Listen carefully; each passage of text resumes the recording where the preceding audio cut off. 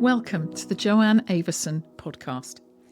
In the last episode in this series, we explored how experience shapes the body over time, not as something stored necessarily, not as something trapped, but as patterns of organisation that emerge through living in our body. And today I want to take the next step, because once we recognise that the body reflects how we meet life, a natural question follows. How do we listen to that information?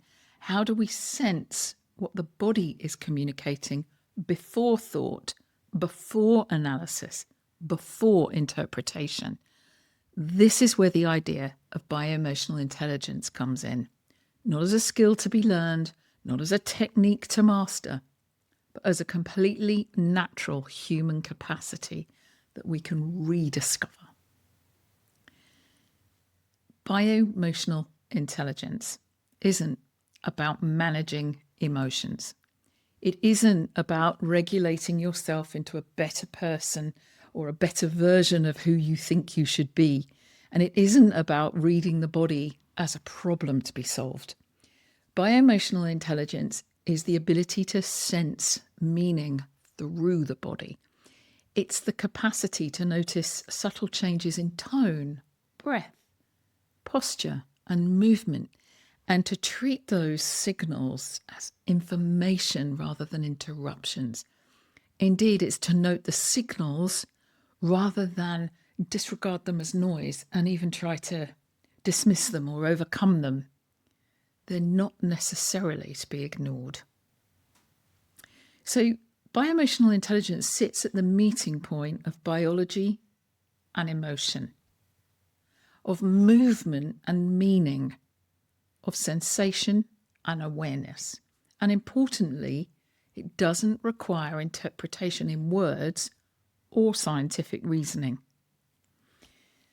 I think many of us have been trained to observe the body from the outside. We analyse the posture, we analyse correct alignment, we label sensations, all the while seeking to answer a problem. But bioemotional intelligence works from the inside out. It asks questions. What do I notice before I name it? What do I sense before I decide what it means?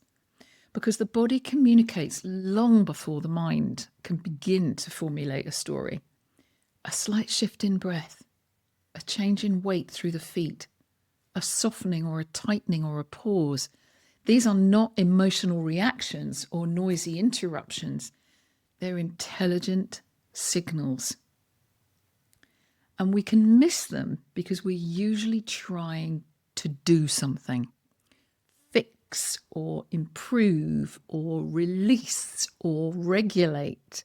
Somehow understand as if to overcome them. The moment we move into intention, we can often override perception. And bioemotional intelligence doesn't begin with action. It begins with listening to what's present now. And listening requires a willingness not to intervene too quickly. Sometimes people ask me, how do I know whether a sensation is emotional, physical, or energetic? And the honest answer is you don't need to know. The being expressing itself through our whole body, our fascial architecture, doesn't separate experience into neat categories. What matters is whether you can stay present with what you're sensing without immediately needing to change it. It's more a permission than a performance. And our bioemotional intelligence isn't about decoding. It's about relationship with the code. And I often see this when someone's moving very slowly. They pause. They hesitate. And then they say something like, I don't know why, but I don't want to go any further yet. That moment is important. Not because something's wrong, but because the body is listening to itself. It is in a process of learning something or discovering, wondering about, a communicating a boundary or a shift in resonance. And when that boundary is respected, something can shift. Something as subtle as a tone change in a piece of music or a slightly altered pitch. And then movement resumes naturally and breath deepens, tone changes without instruction. Something like congruency reveals itself. That's bioemotional intelligence in action through the fascia matrix as our architecture. So if you'd like to explore this now, we can keep it super simple. There's nothing for you to achieve. Simply notice where your attention is resting. And then notice where your body is. Not what it looks like, but how it feels to be here now. Breathe gently. Be aware of the in-breath through the nostrils, the out-breath through the mouth if that's comfortable. But just notice. Is there a sense of leaning forward or pulling back or settling down or lifting up? Stay with the first thing you notice. Don't correct it. Don't improve it. Just let it inform you. Because often when it's fully acknowledged, it feels heard and it changes on its own. Not because we made it happen, but because it no longer needs to signal so loudly. And this is so important.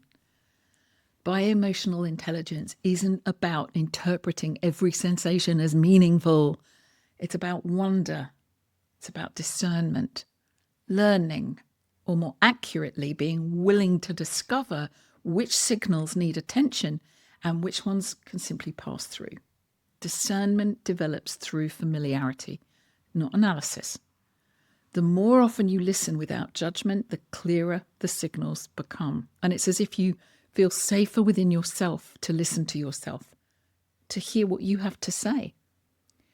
You don't acquire bioemotional intelligence, you become familiar with it. It's already deep to your nature. It's the essence of your proprioceptive architecture. So bioemotional intelligence isn't something you develop by trying harder. It's something you reveal or rediscover by softening your relationship to sensation. And it grows through trust, through patience, through allowing the body to speak in its own language, its own dialect, spoken softly, playing the pauses. And that language is subtle. It's quiet. It's precise, even exquisite sometimes. It's invariably very, very present. Not that presence is a state to be attained, rather that we're somewhere other than recalling the past story or narrative and rushing to a future to attain a result with the intention to improve performance.